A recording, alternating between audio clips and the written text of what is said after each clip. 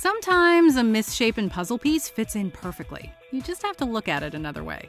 Welcome to Watch Mojo, and today we're counting down our picks for the top 10 movie scenes that were more important than you realize. For this list, we're looking at moments that seem inconsequential and even unnecessary on the surface, but were actually integral to the movie or future installments.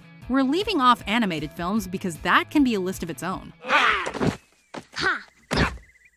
Pinger, hey, let me up! And of course, in order to fully dissect these scenes, a spoiler alert is in order. If you like what you're hearing, be sure to check out the full song at the link below. You'll win it all if you're not afraid to lose.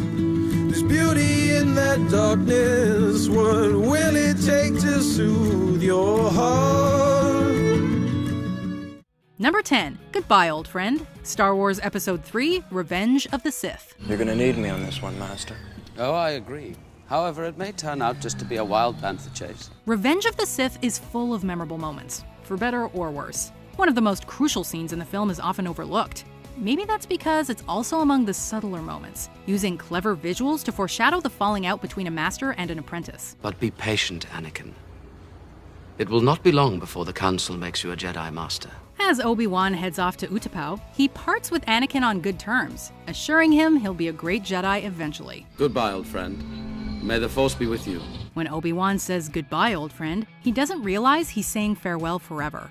This is the last time Obi-Wan sees Anakin before he becomes Darth Vader. This is hinted as Obi-Wan steps out into the light, while Anakin remains under the area's dark side, concealing the anger, hate, and suffering within.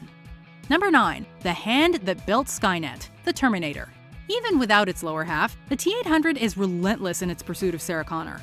After multiple fake-outs, Sarah finally gets the upper hand by crushing what's left of the Terminator in a hydraulic press. The only part of the machine that's left in decent shape is its right arm, which was mere seconds away from choking the life out of Sarah.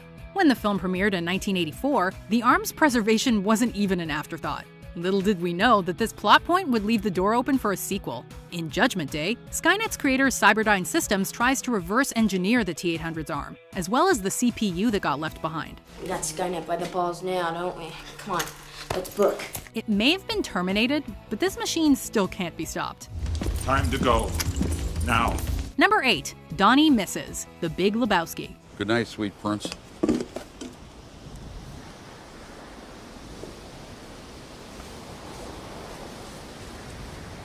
As much as we love this cult comedy, we share the stranger's sentiment when he says that he didn't like seeing Donnie go. I didn't like seeing Donnie go. But then I happen to know that there's a little Lebowski on the way. One of the reasons Donnie's death is so hard to swallow is because it comes out of nowhere. Or does it? Donnie's demise was actually foreshadowed when he failed to bowl a strike for the first time. Donnie appears puzzled, and the audience is equally confused. Why was that little moment included in the movie? Right after missing, Donnie checks his right hand, suspecting something is off. The situation is even more serious than Donnie thinks, as arm pain is a symptom of an imminent heart attack. Are these the Nazis, Walter? No, Donnie, these men are nihilists. There's nothing to be afraid of. Moments later, Donnie's heart can't take it when a fight breaks out with the nihilists. Oh, God, they shot him, man. It's not shot, no, dude. They shot Donnie? There weren't any shots fired. Huh? It's a heart attack. Number 7. The Warning, The Thing. The opening of this sci-fi horror film immediately sucks the audience in, but a few major things often get lost in translation. Kyle, what's he doing? Circling the camp. Who is he? Said Norge or something on the side. It's Norwegian. While in pursuit of a sled dog, a Norwegian man accidentally blows up his own helicopter. As the dog rushes to a nearby research team, he yells something at them in Norwegian.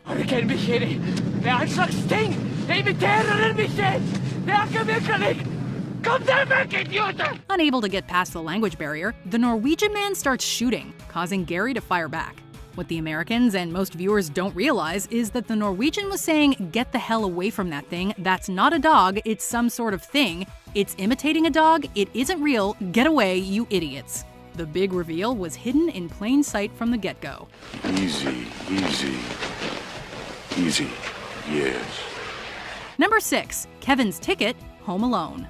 We all remember the scene in this Christmas classic when Buzz eats Kevin's cheese pizza, sparking a chain reaction that leaves the kitchen in disarray. this creates a distance between Kevin and his family before an even greater distance is created. He started it. He ate my pizza on purpose. He knows I ate sausage and olives and Look what you onions did, you little jerk! Even if you watch this film every holiday season, though, there is a key detail you likely missed.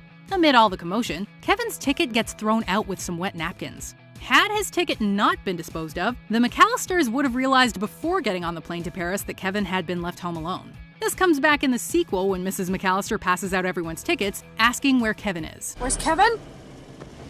14.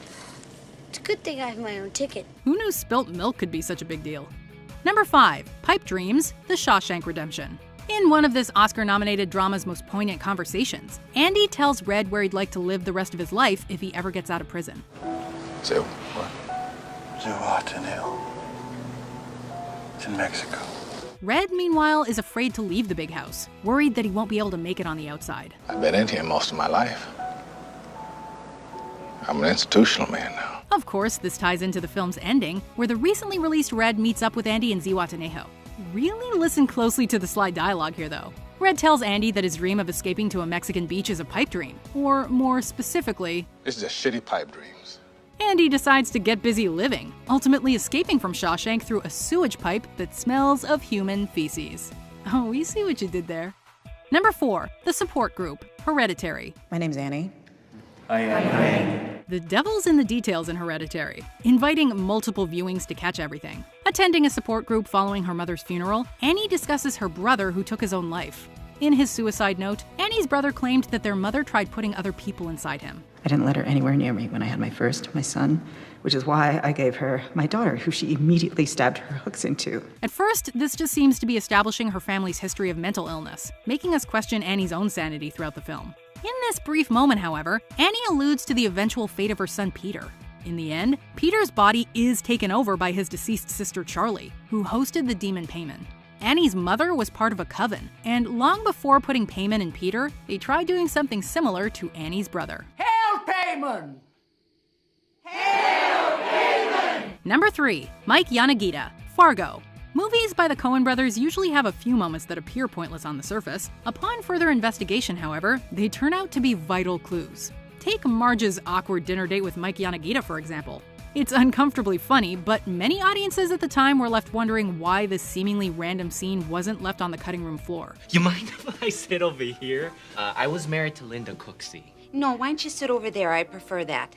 As Roger Ebert pointed out in a retrospective review, Mike plays a greater role than most realize. They never... No, they never married. Mike's had psychiatric problems. After finding out that Mike lied about having a wife, among other things, Marge realizes that she might have missed something when she interviewed Jerry. This motivates her to revisit him for a follow-up interrogation, exposing Jerry for the liar he is. Does that answer your question? Ma'am, I answered your question.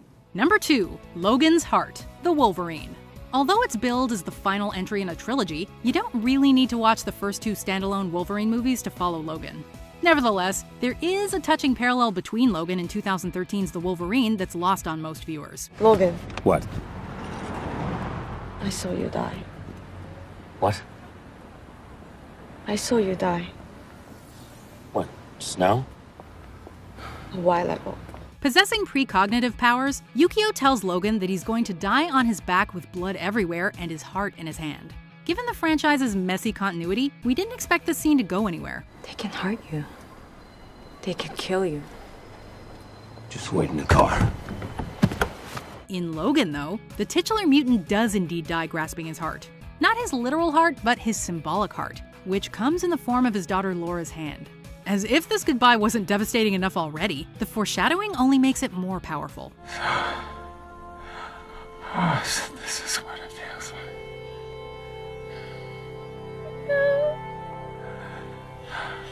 Number 1. We all scream for ice cream, Jurassic Park. Few scenes in Jurassic Park are more spine-chilling than when raptors enter the kitchen with Tim and Lex inside. Timmy, what is it? It's a velociraptor.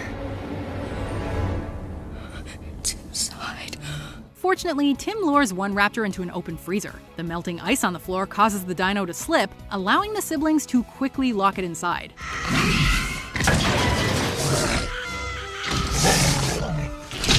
But wait, why was the freezer carelessly left wide open? We thought John Hammond spared no expense. Well, think back to an earlier scene where Hammond has some ice cream with Ellie. Hammond tells her that the ice cream was melting, seeing as how the power's out. They were all melting. This minor detail is overshadowed by the conversation that ensues, but it helps explain why the freezer wasn't shut. Hammond must have left it open while getting the ice cream, inadvertently saving his grandchildren. Who better to get the children through Jurassic Park than a dinosaur expert? Do you agree with our picks? Let us know in the comments. And hey, if you're a fan of the song playing right now, be sure to check out the music video for it right here. Dear mother, did you warn us this place would be great? That nothing was free and you've gotta pay to play.